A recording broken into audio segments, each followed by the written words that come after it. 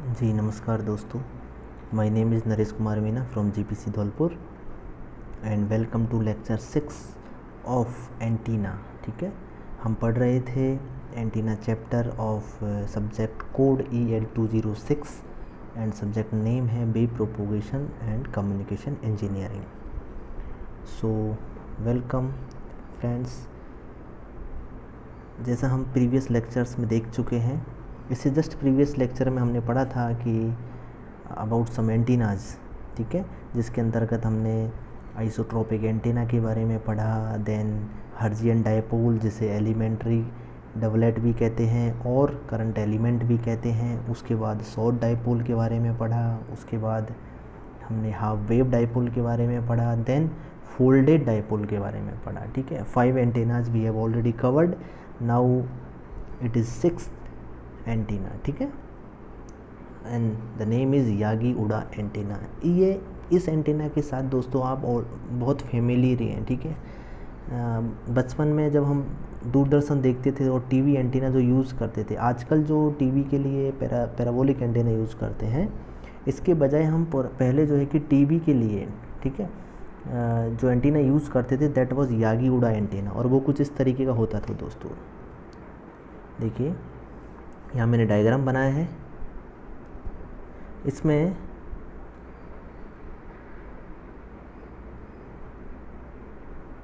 One minute, okay. सो यहाँ पे आपको ये डायग्राम जो मैंने बनाया है, कुछ इस तरीके का एंटीना हुआ करता था पहले, जिसमें कुछ इस तरह कई सारे एलिमेंट्स होते थे। तो ये कई सारे एलिमेंट्स होने का मतलब है ये एक एरे है। ठीक है, एक एंटीना, मैंने आपको ऑलरेडी एरेज के बारे में बताया है। ठीक है, एक से ज़्यादा एलिमेंट्स अगर यूज़ कर रहे हैं हम, 2 या 2 से अधिक एलिमेंट्स होंगे। ठीक है, उनमें वो एलिमेंट्स भी कई तरीके के हो सकते हैं आपके, कुछ ड्रिवन एलिमेंट हो सकते हैं, पैरासिटिक एलिमेंट हो सकते हैं। पैरासिटिक भी 2 तरीके के हो सकते हैं, रिफ्लेक्टर एंड डायरेक्टर्स। सो जो यागी उड़ा एंटीना होता है, इसके अंतर्गत भी हमारे ड्रिवन एलिमेंट व पैरासिटिक एलिमेंट दोनों होते हैं। ठीक है, एक तो होता है इसमें ड्रिवन एलिमेंट फोल्डेड डायपोल, जो मैंने इसमें बनाया है। देखिए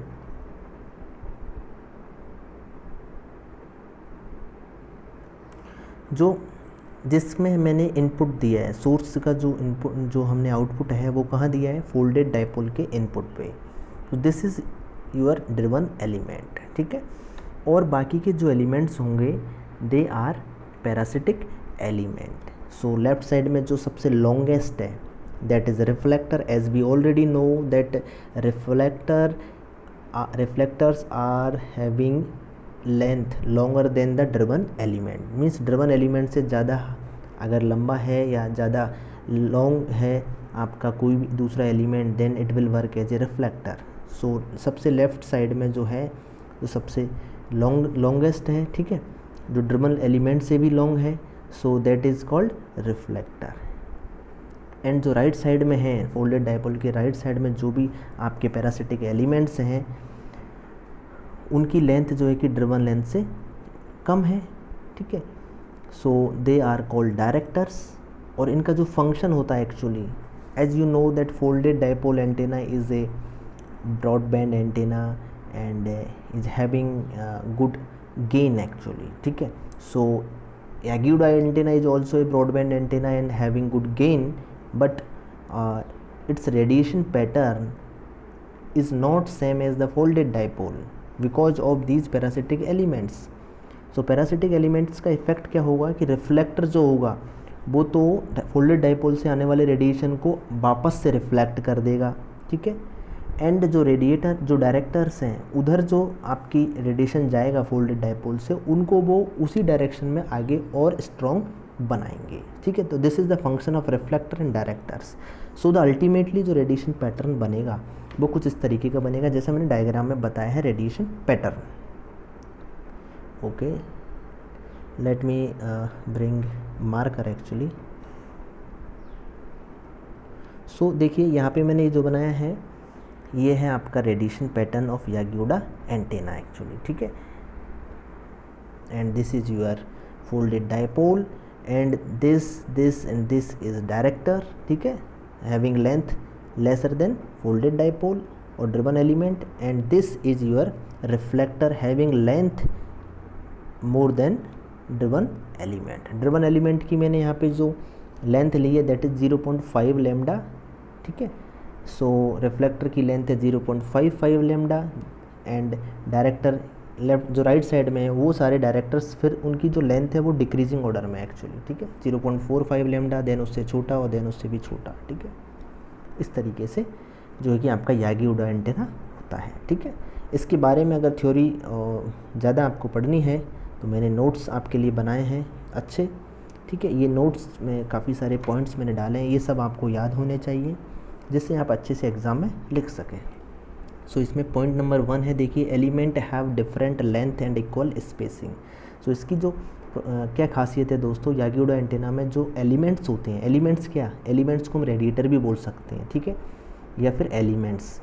तो एलिमेंटों की जो लेंथ होती है वो अलग अलग होती है, एंड उनके बीच में जो स्पेसिंग होती है दैट इज़ इक्वल, वो लेंथ उनके बीच की स्पेसिंग बराबर होती है। इसके अंदर दो तरह के एलिमेंट्स होते हैं, one is driven element and other are parasitic element. Driven element के रूप में किसको यूज़ किया है दोस्तों, फोल्डेड डाइपोल, ठीक है। एंड पैरासिटिक एलिमेंट्स भी दो प्रकार के होते हैं, रिफ्लेक्टर एंड डायरेक्टर्स। इनको पैरासिटिक एलिमेंट किसको बोलते हैं एक्चुअली, मैं ऑलरेडी पढ़ा चुका हूँ प्रीवियस लेक्चर में। Parasitic elements are those who are not directly fed with the output of transmitter. Means हम उनको डायरेक्टली पावर फीड नहीं करते हैं, ठीक है, जबकि ड्रिवन एलिमेंट को डायरेक्टली सोर्स से हम फीड करते हैं, ठीक है। नेक्स्ट पॉइंट है, reflector will increase the signal strength in opposite direction, ठीक है, and directors will increase the signal strength in their own direction. Already मैंने एक्सप्लेन कर दिया हूँ। द नेक्स्ट पॉइंट है, it is a kind of and fire array, ठीक है, and maximum radiation occurs in the axial direction. देखिए इसकी एक मैंने अपन ने जो टाइप ऑफ एंटीना में पढ़ा था एक्चुअली एंटीना एरे, और एंटीना एरे दो तरीके के हो सकते हैं आपके, ब्रॉड साइड एंटीना और दूसरा होता था end fire antenna. Broadside antennas वो होते थे जिनका रेडिएशन उनके प्लेन ऑफ एरे के परपेंडिकुलर डायरेक्शन में होता था, एंड फायर एंटीना वो होते थे जिनका रेडिएशन उनकी जो एरे होता है उसके एक्सियल डायरेक्शन में उसको हमें रेडिएशन मिलता था। सो यहाँ भी हमको जो रेडिएशन मिल रहा है actually radiation is in the direction of your axial direction. So this is A and fire antenna, okay. And maximum radiation occurs in the axial direction, okay. And next last point है, Yagi Uda antenna is mostly used in TV receiving antennas. This is not last, ठीक है, this is the last of this page actually, ठीक है। Yagi Uda antenna is mostly used in TV receiving antenna as we all know।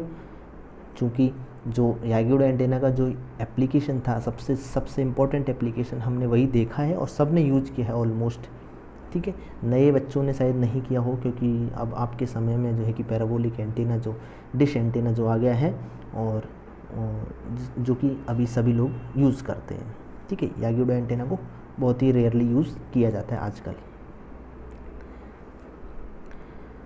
इसमें next point है दोस्तों, Yagi Uda antenna is used as transmitting antenna in high frequency band and as receiving antenna in VHF and UHF band, ठीक है, okay. सो HF band में इसे transmitting antenna की तरह भी यूज़ किया जाता है, एंड रिसीविंग एंटीना के में very high frequency and ultra high frequency band में यूज़ किया जाता है as a receiving antenna. Next point है, folded dipole is used as a driven element and folded dipole is broadband antenna. So Yagi Uda antenna is also a broadband antenna as I have already explained। चूँकि folded dipole antenna use किया है and that is a broadband antenna, so Yagi Uda antenna is also a broadband antenna, ठीक है। So it can receive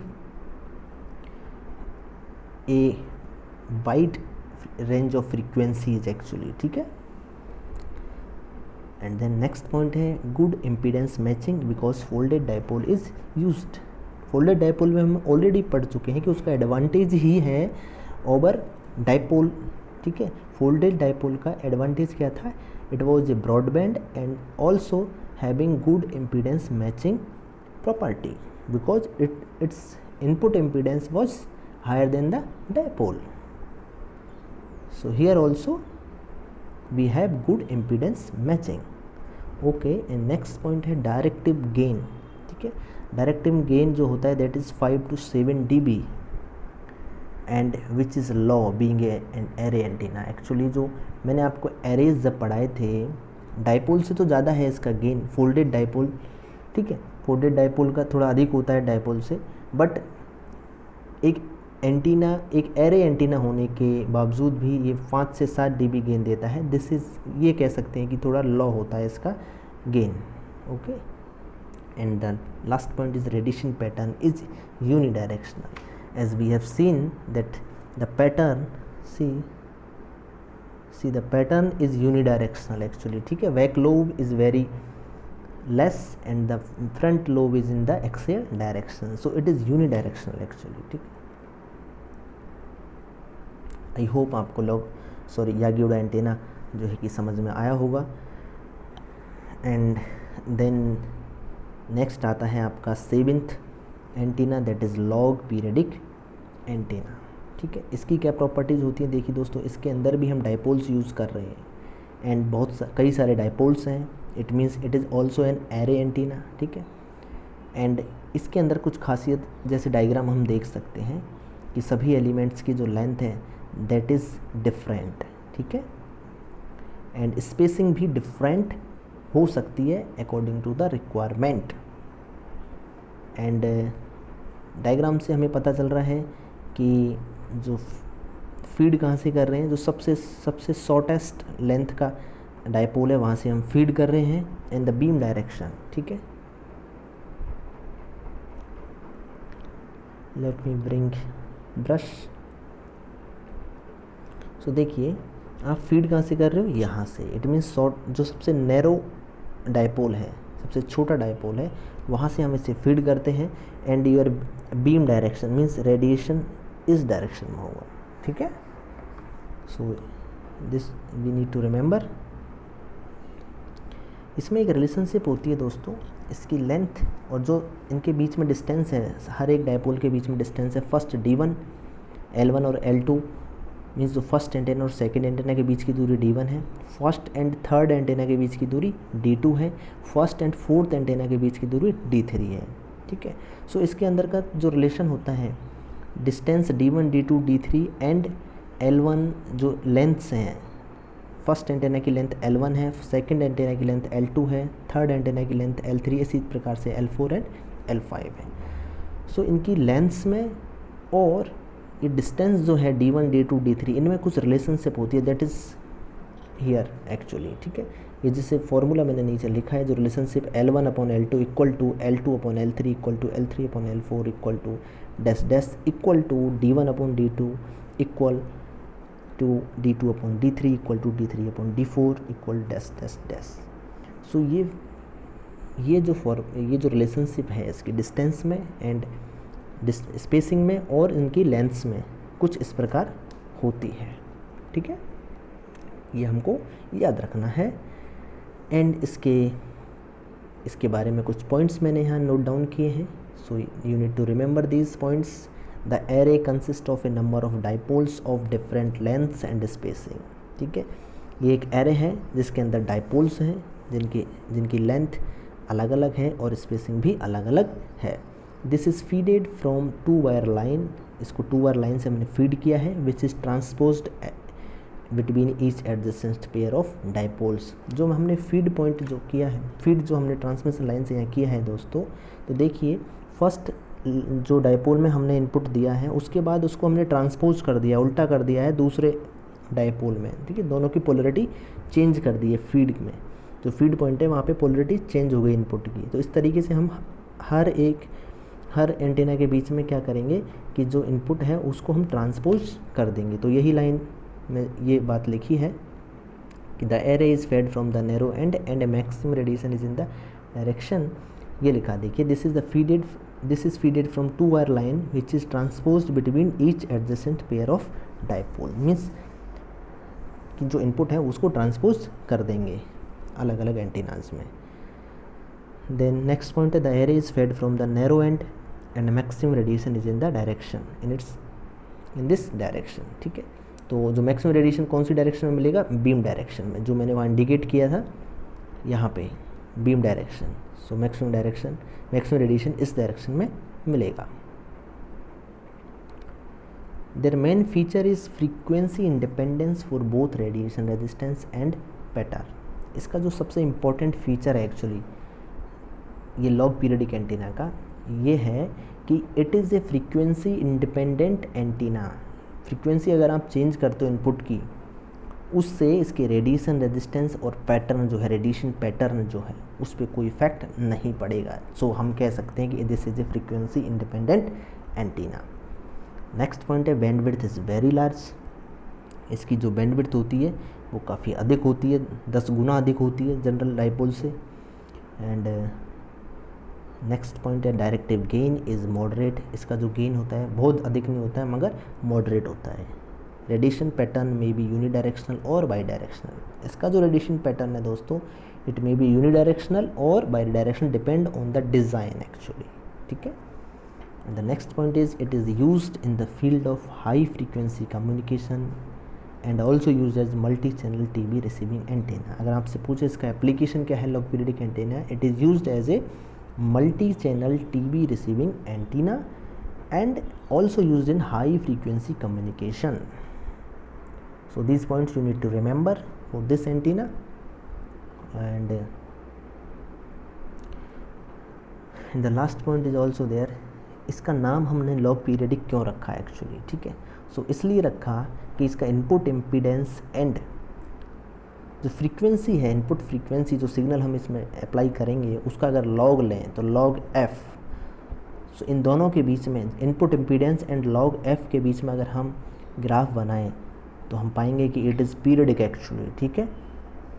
so periodic होने से जो इसका behaviour है एक्चुअली कुछ पर्टिकुलर बैंड ऑफ फ्रीक्वेंसीज़ के लिए अलग बिहेव करेगा, देन नेक्स्ट बैंड के लिए रिपीट करेगा खुद के, इसका जो बिहेवियर है, ठीक है। Radiation and all and input impedance it will repeat actually. So that's why antenna is called log periodic antenna. I hope you understand it. And इसके बाद जो नेक्स्ट एंटीना आता है that is rhombic antenna. Rhombic antenna कैसा होता है, देखिए दोस्तों मैंने यहाँ पे नीचे बनाया है। इसके अंदर 4 अलग अलग एलिमेंट्स हैं, ठीक है, जो कि एक दूसरे से कनेक्टेड हैं एक तरीके से, ठीक है। एंड आउटपुट पे यहाँ पे मैंने एक लोड रेजिस्टेंस भी लगाया है मैचिंग के लिए एक्चुअली, एंड फीड पॉइंट भी दिया है। See this is your feed and this is your match means load resistance we are using for matching purpose, okay. And ये डिफरेंट 4 जो है कि एलिमेंट हम कह सकते हैं, इसके अंदर 4 एलिमेंट होते हैं और इन चारों एलिमेंट का अपना अलग अलग इंडिविजुअल जो रेडिएशन पैटर्न है कुछ इस तरीके से होता है, ठीक है।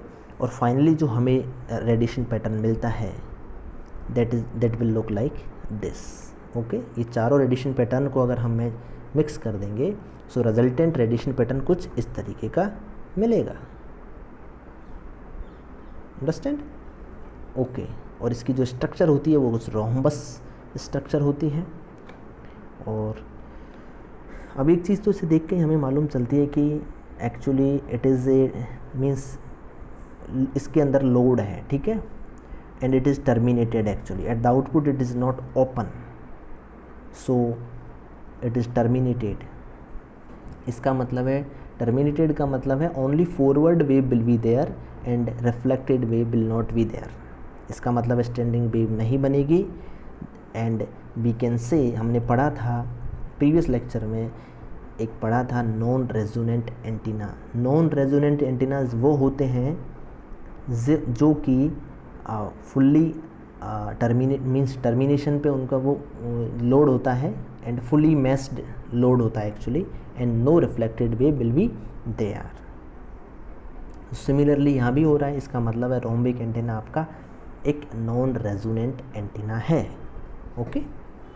And what are other properties I have written in the notes, we will cover one by one. देखिए फर्स्ट पॉइंट है, it consist of non resonant elements arranged in a rhombus structure as shown. Okay, the next है, the length of each element is equal and vary from 2 lambda to 8 lambda. जो हर एक element की जो length होगी, इसमें 4 element है मैंने बताया जिनकी स्ट्रक्चर रोम्बस स्ट्रक्चर में उन्हें अरेंज किया गया है, and the length of each element is equal, और चारों की जो लेंथ है वो इक्वल होगी। और कहाँ से कितनी लॉन्ग उनको रख सकते हैं, 2 लैम्डा से लेकर के 8 लैम्डा, अगर चारों एक ही लेंथ के होंगे, चाहे 2 लैम्डा लीजिए, चाहे 5 लैम्डा लीजिए, चाहे 8 लैम्डा लीजिए। नेक्स्ट है, output is terminated by a resistor, already explained. No standing wave present, only forward wave are present. Okay, and next है, radiation pattern is unidirectional. Radiation pattern आपको मालूम है, नॉन रेजोनेंट एंटेनाज का जो radiation pattern होता है that will be unidirectional only, as we have already studied. ठीक है, it is a broadband antenna also. Okay, it is used mostly as a transmitting antenna, इसको सबसे ज़्यादा यूज़ किया जाता है as a transmitting antenna. And the main disadvantage of this antenna is that it occupies large area and there is a wastage of power in terminating resistor. इसका जो disadvantage है दोस्तों वो ये है कि ये एक्चुअली लार्ज एरिया ऑक्यूपाई करता है, सो इसको हर जगह इंस्टॉल नहीं किया जा सकता है। And one more disadvantage is that जो रजिस्टर हमने लगाया है टर्मिनेशन पे, वो रजिस्टर में जो पावर डिसिपेट होती है दैट इज़ एक्चुअली वेस्टिंग। ठीक है, सो कुछ पावर हमारी वेस्टेज हो जाती है due to the terminating resistor R. Okay, so I hope आपको रोम्बिक एंटीना भी समझ में आया होगा। और मैं स्टूडेंट से एक बात कहना चाहूँगा कि ये जो नोट्स हैं मैंने काफ़ी मेहनत के बाद बनाए हैं सिर्फ आपको पढ़ाने के लिए। सो ये नोट्स को आप हर एक पॉइंट को आप जो है कि नोट डाउन करें और इसको बार बार रिवाइज़ करें, आपको ज़रूर समझ में आएगा and it will be very helpful in your examination. So thank you very much दोस्तों, मिलते हैं नेक्स्ट लेक्चर में नेक्स्ट टॉपिक के साथ।